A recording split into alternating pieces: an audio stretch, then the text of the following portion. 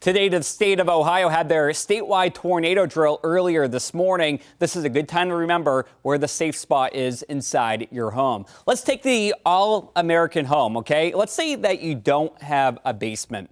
The safest spot to be would be an interior room. So see all these outer rooms, bedroom, kitchen.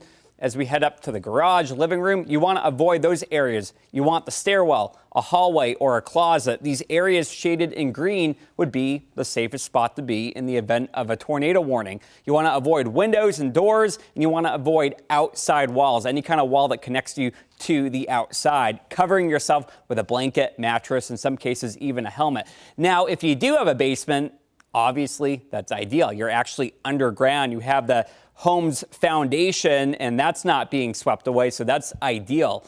Now, if you live in an apartment complex like I do, if you're on the top story and you have 5-10 minutes warning before the tornado gets to you, you want to go downstairs. If you can't do that, and let's say that you live on the 6th floor, you want to move inward, okay? Again, you want to avoid those outside windows.